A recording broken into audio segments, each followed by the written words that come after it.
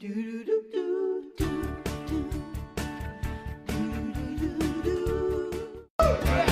you. I'm glad that I'm back in time for this segment because here with the science behind some of the most popular types of pots and pans on the market that are out there is the science man himself, Dan Kohler. Welcome, Dan. It's nice to know this. And by the way, every pot has a lid, and Julie found, I guess I would be her lid, or am I her pot? Well, if she shuts you up, then she's your lid. Okay. Every pot also calls a kettle black? No? No, that's different. Segments next week. Okay, Okay. yeah. Anyway, good to see you, Dan. Thanks. I actually was talking to Bob, one of our producers, earlier, and I think this is a problem that frustrates a lot of people, and he certainly had it. When he registered for pots and pans during his wedding, he didn't know what he was looking at. Right. And he even said this to me. So I was walking around there, and I ended up just picking based on price point because I don't know what the difference between all of these Right. metals It's confusing. I have no idea, and I'm going to Actually, a find lot out. of the people selling them at the stores don't know either, to be honest with you. Well, for me, it really helps if we break this down scientifically. And for me, what I'm talking about scientifically here, we're going to look at how quickly something heats up, how long it holds on to that heat, and how durable it is. Because realistically, if you're investing in something for your kitchen, you don't want a piece of junk, right? But my first thing is, does it stick? Does it? Because stick? then Like I have to. nonstick? Yeah, because then it's like cleanup is easy. But go ahead. My question is it safe and not Yes. toxic? Yeah, Yes. correct. Indeed. And mine is, does it look good in the kitchen? Well, let's serious. Maybe we'll find Kim, out. we don't have. I'm not sure we have time for you. Okay. Let's start with the cast iron. So cast iron, I'm sure this is not hard to believe. This is one of the oldest forms of cookware we even have evidence Kim of. knows. So we've got We're evidence of doing this now. going back Next. all the way to the Han Dynasty in China, which is from 200 BC all the way to about 200 AD. So something like this was made very, it's heavy, it's thick, it's strong, because this was before you had a stove or an oven. This kind of cookware had to be set right in a raging fire. So you'd make a giant cauldron out of cast iron. Consequently, what you have here is a kind of metal that heats up very slowly. But once it heats up, it holds on to that heat for a very long time. And actually, of everything we're going to look at today, cast iron can get the hottest. And that's really important actually for searing a steak, which I think this is the perfect example of what you want to do in that cast iron, right? Oh, that's You can get it rip-roaringly hot and get the perfect color on your steak because it holds that heat for a long time. It's a very efficient kind of cooking. Look at that. That's beautiful, Dan. Oh my goodness. Why are you doing this to Perfect. me? It's Why perfect. are you doing this? Listen, I'm here to make you jealous. Don't they also make, didn't they make Rachel saying. cannonballs out of that? Yeah, so this originally would have been cannon fodder. Cast iron was developed for cannonballs. Wow. That's how resilient and durable it is. So if Okay, we're talking about durability, this thing can't go bad. It'll last forever. It'll last forever. Stainless steel. Stainless steel. This has become the gold standard in American kitchens, I would say. This is the thing that everybody kind of wants to register for. Yeah.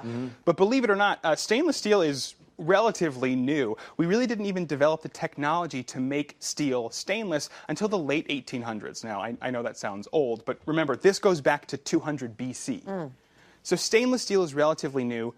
What makes steel stainless is a chemical process in which we actually add a lot of chromium to the steel. When there's an excess of chromium, you can't get iron oxide, and iron oxide is rust. So these pans are actually anti-corrosive. That's why they're called stainless. That's why they're shiny all the time. I do cook, but my pots do not look that clean. I thought they were stained. Apparently, I'm not cleaning them that So your well. stainless steel actually stains. Kim, how do you clean Mine yours? are perfect. Yes. I don't know. I don't Well, have Mark, one she never uses them. She just wants to know if they're pretty. It's okay. There's nothing wrong with that, Kim. But what's interesting about steel, if we look at those scientific properties, how quickly does it heat up, how long does it hold on to heat, steel is actually a terrible conductor of heat. Yeah, which is why it's normally just coating aluminum or copper. When you coat it, you get this beautiful shiny thing that you want in the kitchen, but you get the benefit of those other metals. So in here you can see at the bottom of this pan, there's a little chunk here. This is aluminum. Aluminum is a much better conductor than the steel. And on this pan down here you can see there's actually a line of copper. This pan has got copper sandwiched in between the steel, so that copper will help you heat things up. Well, is that kind of like a ripoff then?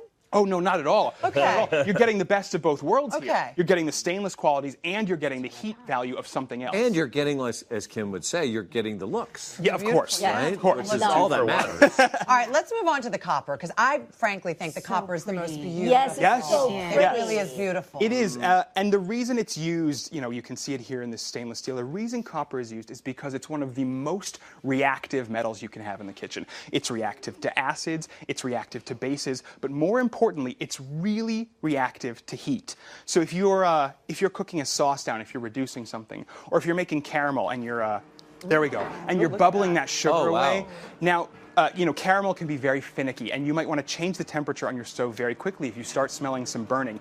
Copper is the kind of pan that's going to react the quickest to that. It's going to lose some of its heat quickly. It's going to respond. It's so sensitive, and it's really important for candy making to have a sensitive kind of pot. Now, I will say, you can see here, actually, at the bottom of this pan, remember I said it's very reactive? Mm-hmm. Look at all of that mottled color right there. Now, if this is what the pan looked like when we bought it. And this is what it looks like just after a couple of uses. Now, there's nothing wrong with that, but that is evidence of how reactive copper can be.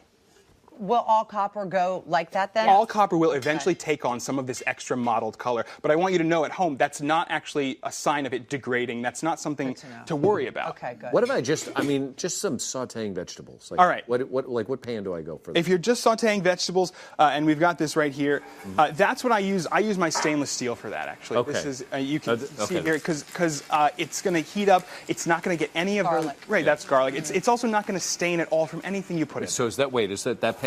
This one? No, that's the stainless steel that we talked Okay, about right okay. before the copper. Okay. So that's what I can go with. Yeah. Okay. Now, what I would say is the workhorse of the kitchen, and you'll find this in a lot of industrial kitchens. I don't think a lot of people buy this at home, but it is used widely in commercial kitchens. This is aluminum, and aluminum we know is actually a pretty weak metal, and so you see these pots and pans are advertised as anodized aluminum. Anodized means strengthened, right? So suddenly you've got something that won't bend or break. But aluminum, like copper, is very sensitive, and it's actually that makes it perfect for something like this. Pulling cookies out of the oven.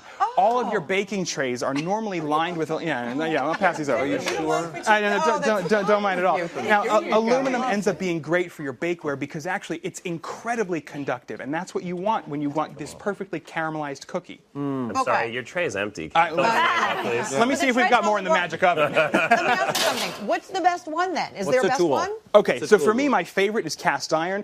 But let me tell you, if you're worried about having to invest in a whole set of pots of each of these, don't do that. Just learn to buy one perfect piece in each, right? Like get a 9 or 10 inch cast iron skillet.